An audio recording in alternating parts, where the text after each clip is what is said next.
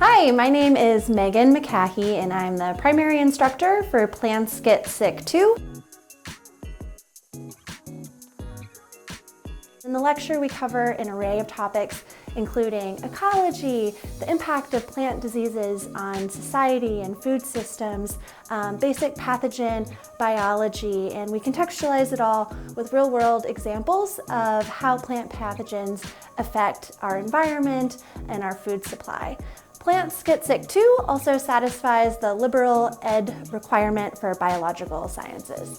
It's just interesting to learn about plants because you never think about the plants around you. You see some trees, you see some grass, you see some plants, and it's like, oh, okay, it's a rose or an oak tree, but then you never think about like what things could be affecting it and not just like how much is happening. One of the best parts of this class is that students who aren't in a science field get a chance to work with live specimens, they get to work with microbes and plants and learn about the world of plant pathology. And the most interesting thing about plant pathology is learning about all the different plant pathogens and how much they affect our agricultural system.